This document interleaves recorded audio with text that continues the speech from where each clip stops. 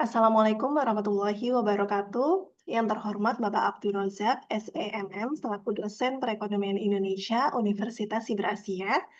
Mohon izin memperkenalkan diri, saya Nafiah Indah Mutiara, mahasiswi S1 PJJ Manajemen Universitas Siber Asia.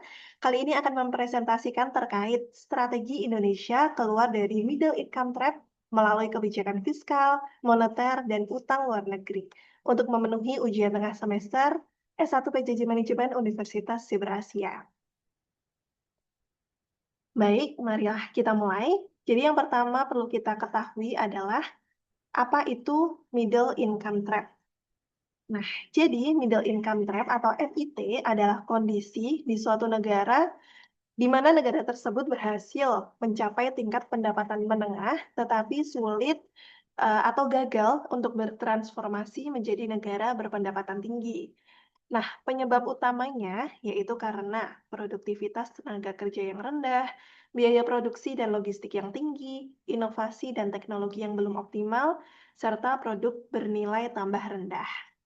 Nah, hal ini, penyebab utama ini bisa menjadi memberikan dampak pertumbuhan ekonomi yang melambat, pendapatan per kapita stagnan, dan kesejahteraan masyarakat sulit untuk meningkat.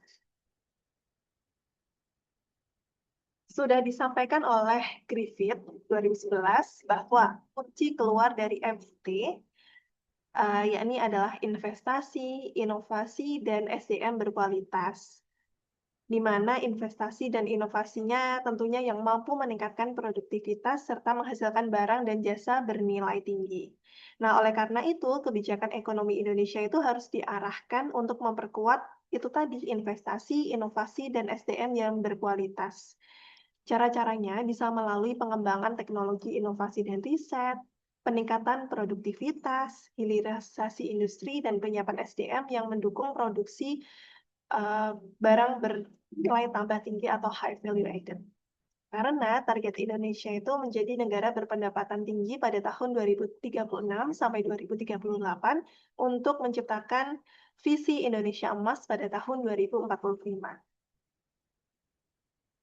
Nah, jika kunci-kunci yang disampaikan oleh Griffith itu tadi diuraikan, langkah-langkah yang bisa dilakukan oleh pemerintah Indonesia itu bisa melalui 3 aspek, yaitu yang pertama kebijakan fiskal, kebijakan moneter, dan kebijakan utang luar negeri. Yang pertama kita akan bahas terkait kebijakan fiskal. Nah, kebijakan fiskal ini bisa melalui berbagai cara. Yang pertama adalah meningkatkan kualitas belanja negara, karena di sini pemerintah perlu sekali mengarahkan anggaran pada sektor yang mampu meningkatkan produktivitas jangka panjang, seperti pendidikan, kesehatan masyarakat, infrastruktur transportasi dan logistik, serta transformasi digital. Nah, hal ini sejalan dengan kebutuhan untuk menghasilkan tenaga kerja yang mampu mengoperasikan teknologi tinggi dan mendukung industri bernilai tambah tinggi.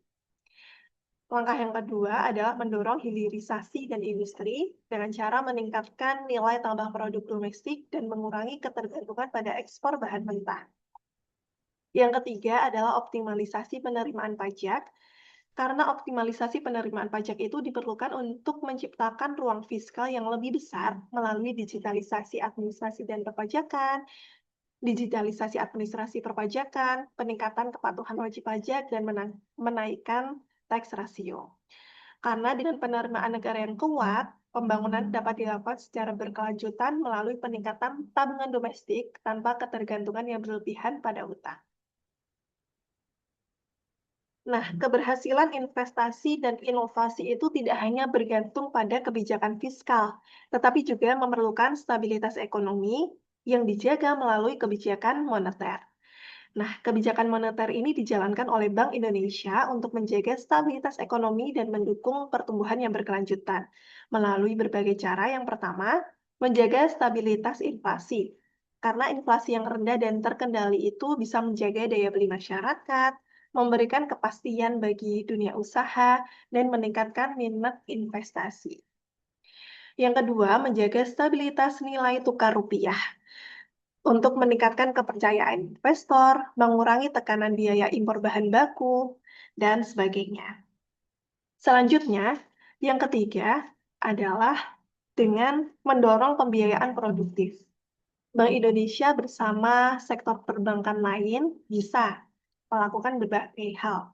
Yang pertama, memperluas akses kredit UMKM, mendukung pembiayaan sektor manufaktur, dan mengembangkan ekonomi digital. Selanjutnya, kebijakan yang ketiga terkait pengelolaan utang luar negeri.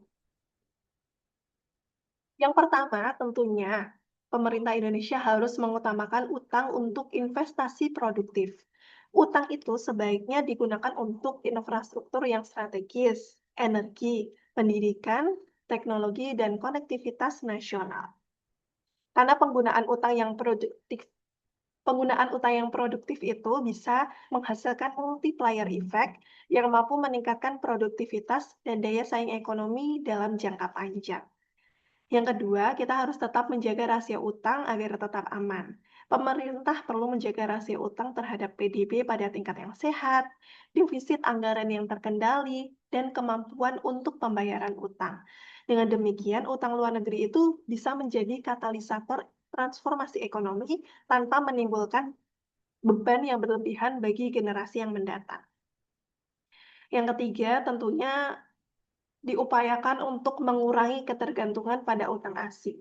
Langkah yang dapat dilakukan itu memperkuat pasar keuangan domestik, meningkatkan investasi, dan mengoptimalkan penerimaan negara.